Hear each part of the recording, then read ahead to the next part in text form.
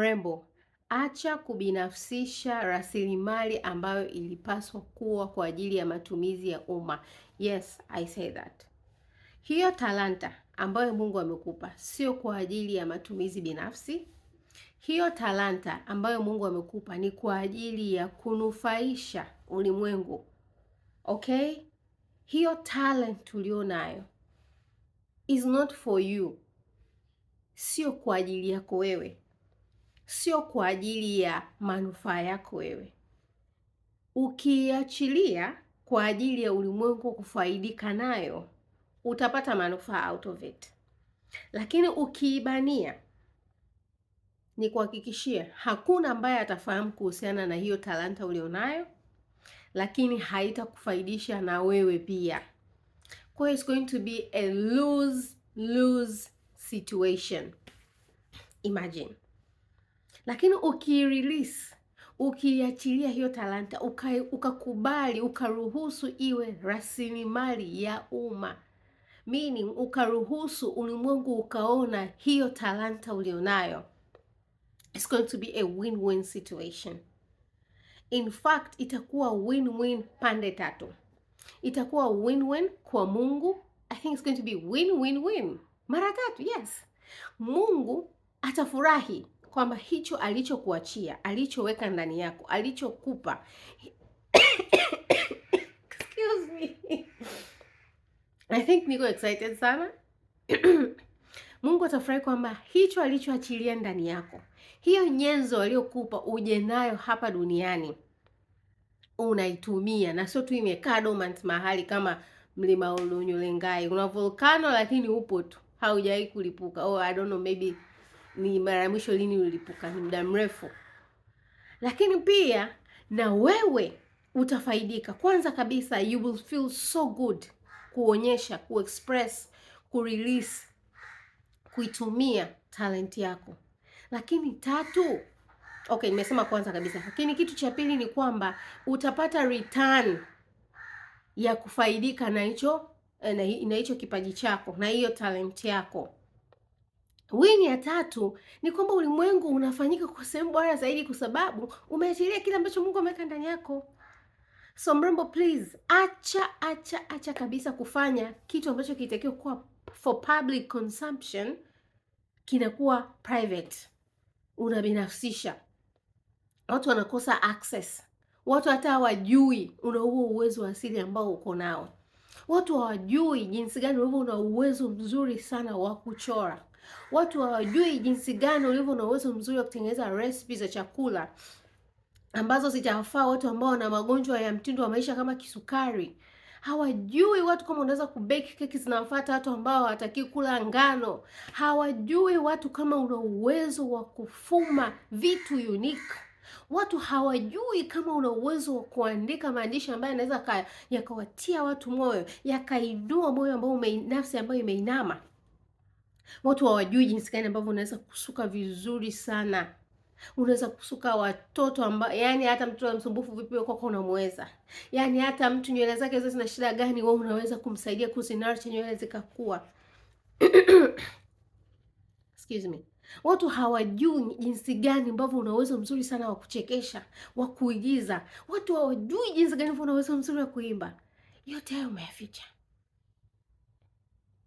You've been hiding it. Umebinafsisha. Umefanya cha kwako baada ya kuachilia. Biblia inasema hivi, heri kutoa kuliko kupokea. Release. Unaweza kusema uko upendo. Kwanza kabisa sijui kipaji changu, niliahidi I'm working on that. Nitatengeneza video specifically ya namna ya kutambua kipaji chako na namna ya kukitumia. Lakini hiyo wakati nafanyia kazi hiyo, kitu cha pili ni unajiuliza sasa, okay, pengine wewe unajua kipaji chako, unakifahamu, lakini hujui ufanye nini. As usual nilikuwa na notes zangu hapa. Okay. Cha kwanza kabisa, just kitumie. Yani it's as simple as that. Kama ni kusuka, suka watu. Kama ni kuzungumza, zungumza na watu.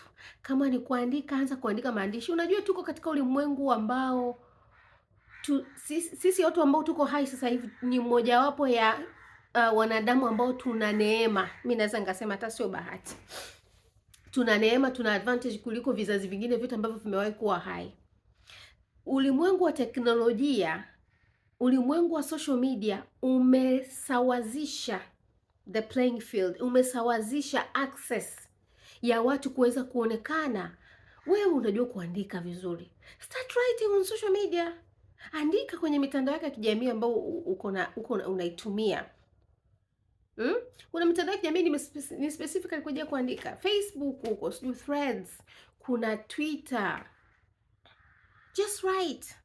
Kama una WhatsApp, anzisha channel, andika jumbe, kwa sababu kwenye status kuna limit.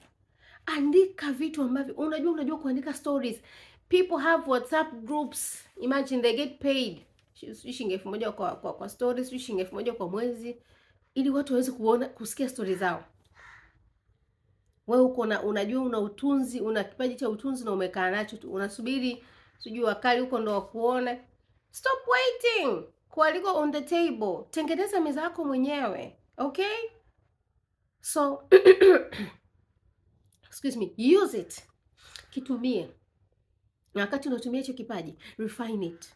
Na unajua kadri ambavyo unafanya kitu, ndivyo ambavyo you get better at it. Unafanyika kuwa bora zaidi and you gain confidence as well. Niamini mimi, my first video na video ninayo record sasa hivi, they're different. Kwa sijiamini, nilikuwa najiuliza najiumauma, but not anymore. Kwa sababu nimeendelea exercise. I've been doing it for years on and off, lakini hivyo ninapambana.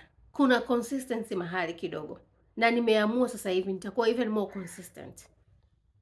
Na wakati unakifanyia kazi na kujizoeza, kama unaweza kupata mtu ambaye anaweza kufanyia mentorship, anaweza kukulea katika hicho ulicho nacho, aweze kukusaidia, ukampointa tu huyo mtu seek for mentorship, tafuta mentorship, kwa sababu mentorship itakusaidia kitu ambacho yeye mtu kilimchukua miaka 20 kuachieve, wewe akakusaidia ukakiweza ndani ya miaka hata 5. You get what I'm saying? Kwa hiyo use it, kitumie, utapata confidence, lakini pia in the same process tafuta mentorship. Kama hiyo mentorship huwezi kuipata kwa access, yani hivi ya one on one physically, angalia watu mtandaoni wanaofanya the same thing ambacho wewe una uwezo nacho, utajifunza. Okay? And then hatua ya pili ni kukionyesha. Ninaposema kukionyesha, ninamaanisha kuamua, yani kwa hatua za makusudi kabisa, naonyesha kipaji changu. Sio unavyofanya nyumbani, unavyosuka, sio unavyochora, yani onyesha ulimwengu, share it with the world. Okay? Mathayo 5 Mathayo 5 mstari wa 16 inasema, neno la Mungu linasema hivi.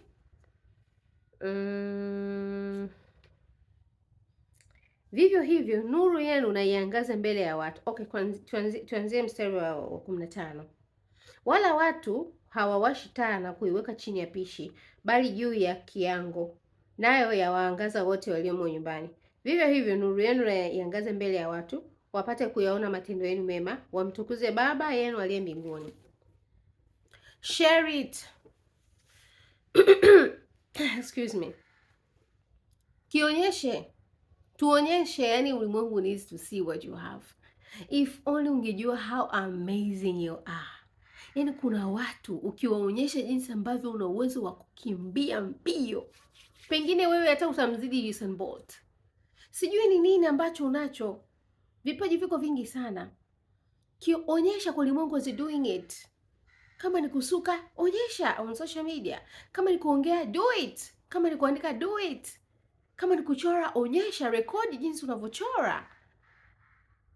And who knows, unaweza kupata clients huko. Unaweza kupata wateja, customers. Kwa hiyo onyesha.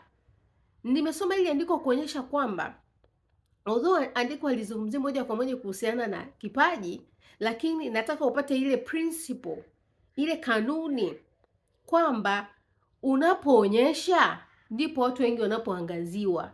Ndipo ambapo mwishoni hapa anasema watu wamtukuze Baba yenu. That's how people can glorify God. Yani kwamba watu wakasema Mungu fundi. Aisee, Mungu ameumba watu wana vipaji, watu wana uwezo. Kwa sababu hiyo sio hali ya kawaida. Ni Mungu ndiye amekuwezesha, ndio amekupa hicho kitu. Okay? Hiyo ni hatua ya pili. Hatua ya tatu, zalisha sasa. Zalisha kwa maana kwamba anza kukitoa kama solution. Tengeneza solution kutokana na kipaji chako. Kama ni kuandika kwa ajili ya kuwatia moyo, kama ni kuandika kwa ajili ya kuwasaidia wafanyabiashara, kama ni kuandika kwa ajili ya watu wa aina fulani, kama ni huko kuimba nyimbo za kutia moyo, I don't know unaimba nyimbo za aina gani, kama ni kuchora kwenye maharusi. Mimi nimeona watu, I'm sure, sijui kama umeshawahi kuona YouTube, painters wanachora harusi. Unajua tu siku hizi wanapenda, kuna watu wanapenda vitu tu unique. Yaani badala ya wanakuwa na photographers, lakini wanakuwa na painters pia. Wanakuwa wanampiga picha na mchoraji. Watu wanapata hela za kutosha kwa ajili ya ile tukio tu la kurekodi tukio la bibi. Wanachagua tukio fulani ambalo yule mchoraji anawachora. Imagine. You can do so much with the talent. You can do so much. Ni wewe tu unajilimit. Okay? Wewe kwambie kitu. Unapokiachilia kama solution, kama bidhaa, kama huduma, unakuwa umetengeneza suluhisho. I had to stretch myself. Unakuwa umetengeneza suluhisho, nilikuwa nasema. Kwenye tatizo fulani. Sijui ni tatizo gani ambalo kipaji chako kinatatua. Jua kipaji chako, utajua tatizo, utagundua tatizo na utatumia kipaji chako kutatua hilo tatizo. So, kionyeshe kwa maana ya kwamba sasa kiachilie, kitumike. Najua ni process kutoka kwenye kuanza kukitumia, kukionyesha kwa ulimwengu na kukiuza sasa. Okay, tuseme kukiuza kama suluhu ya changamoto fulani. Kunaweza kuwa kuna mchakato, lakini asante Mungu for technology. Mchakato kutoka kwenye excuse me, yani mnisamee jamani. Leo. Mchakato kutoka kwenye kuonyesha na mpaka kukiuza unaweza ukapunguzwa kidogo kwa sababu ya advancement ya social media. But yeah, use it. Onyesha ulimwengu ulicho nacho. Show the world what you have. Unakumbuka ile habari ya watumwa watatu walioachiwa talanta na bwana wao aliposafiri? Mmoja aliachiwa 5, mmoja aliachiwa 2, mmoja aliachiwa 1. Aliachiwa 5 akaziinvest, akazalisha 5 nyingine. Aliachiwa 2 akainvest, akapata 2 nyingine. Aliachiwa 1 anasema, bwana, mimi kwa kuogopa nikaficha chini ya ardhi. Na kwa sababu alificha haikuzaa chochote. It didn't bear anything. Ninachojaribu kukwambia ni kwamba Mungu anategemea return on investment ya hicho alichoweka ndani yako. Kuna watu wanatakiwa kuinuliwa mioyo, kuinuliwa nafsi. Kuna watu wanatakiwa kupata furaha out of hicho unachoweza kufanya. Kuna watu wana nywele hazikui. I don't know, it's a lot of things. Kuna watu wana changamoto mbalimbali ambazo kipaji chako kinaweza kusolve. Sio kama unanielewa? And guess what? Mafanikio ambayo unaweza kupata kutoka kwenye kipaji chako, kutoka kwenye talent yako, yanaweza kusaidia kusolve changamoto tulizonazo. Kuna watu wa mtaani, kuna watoto yatima, kuna wahanga wa vita, kuna wahanga wa unyanyasaji wa kingono. Then there is a lot of problems ambazo talent inaweza si-solve moja kwa moja, lakini zikawa solved kupitia talent, kutokana na mapato yanayotokana na talent yako. Na Mungu anakuangalia tu. Unasema mimi kwani kusuka kutasaidia nini ulimwengu? How can kusuka make the world a better place? Well, first inatengeneza tu confidence, wanapendeza, wajisikia vizuri. Lakini pia funds, pesa utakazozipata kutoka kwenye talent yako ya kusuka zinaweza kufanya kitu kingine, kusaidia nchi yako, kusaidia jamii yako. The problem ni kwamba unafikiria tu kusuka na connection ya kusuka labda na kufanya the world a better place. Haifanyi kazi mara zote namna hiyo. Wakati mwingine kuna talents nyingine ambazo moja kwa moja zina address kufanya dunia kuwa sehemu bora, lakini nyingine zina athiri kwa namna chanya, kwa namna ambayo sio direct, ambayo sio ya moja kwa moja. Okay? Mungu anategemea yani what's return on investment? Anategemea faida. Yaani Mungu, naomba ukiangalia kipaji chako, naomba ujitazame wewe kama steward, jitazame kama msimamizi ambaye ameachiwa mali, anatakiwa isimamie vizuri. Kuisimamia vizuri ni pamoja na kuitunza, lakini pia kuisimamia vizuri ni pamoja na kuizalisha, kuiongeza. Sasa wewe, yani hata unajua sometimes tuko maskini kwa sababu we are not utilizing vile vitu ambavyo Mungu ameweka ndani yetu. Mimi naamini sababu mojawapo ya Mungu kutuleta duniani na talanta ni kwa sababu hata ikitokea dunia imekuonea vipi, hujaenda shule, hujasoma, God already set you up for success. Nasemaga hii kila siku. Mungu tayari alikuandaa kwa ajili ya mafanikio. Hiyo talent inaweza kukuzalishia fedha ambayo maisha yataenda. Naelewa umuhimu wa elimu. But I'm just saying, just in case hujasoma. Wewe watu wangapi umewahi kukutana nao hawajasoma shule lakini wanafanya biashara vizuri sana? That's a talent. Huo ni uwezo. Sasa je, maisha yao hayaendi just because hawajasoma shule? No. Ninachojaribu kusema ni kwamba wakati mwingine tuko sehemu mbaya sana kwa sababu hatujatumia vitu ambavyo Mungu ameweka ndani yetu. Na Mungu atusaidie sana kuwa na ujasiri kwanza, na kuwa na utii, halafu na ujasiri na uthubutu wa kuamua kufanya. Acha kuangalia sio nani atasemaje, wataniona. No, stop that. Just stop it. Wewe fanya. Okay? Fanya kwa sababu kwanza ni Mungu ameweka ndani yako. Lakini pili, fanya kwa sababu nani kwambia mtu ukitembea katika kipaji chako, ukioperate in your talent, yani kuna raha, sijui nikwambieje. Kuna raha yake.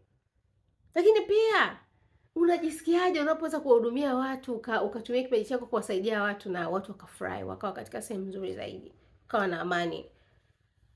Feels good. Kwa hiyo please tumia talent yako. Let me check notes zangu kama kuna kitu nimesahau. But yeah, kumbuka pale katika Mwanzo 1:28 Mungu anasema be fruitful and multiply. Maana ya kwanza sawa ni kuzaliana kibiolojia, tuongeze idadi ya watu duniani. Lakini maana ya pili ni kutumia kile ambacho ameweka ndani yetu. Zalisha mpendwa, zalisha mrembo. Please usikae kawaida, especially wewe ambaye bado hujaolewa. Huwezi kuzalisha kwa kuzaa na watu. Huo ni uasherati. Produce kile Mungu ambacho ameweka ndani yako. Hebu maisha yako yawe more than relationships, sijui nasubiri mume. Maisha yako yawe more than that. Yawe na value. Hata mtu anakuja maishani mwako anaona there is something, kuna substance kwenye maisha yako. Na sio tu uko hapo unasubiri relationship, unasubiri ndoa. Okay? Please mrembo, acha kubinafsisha kile ambacho Mungu intend kiwe kwa ajili ya matumizi ya umma. Okay?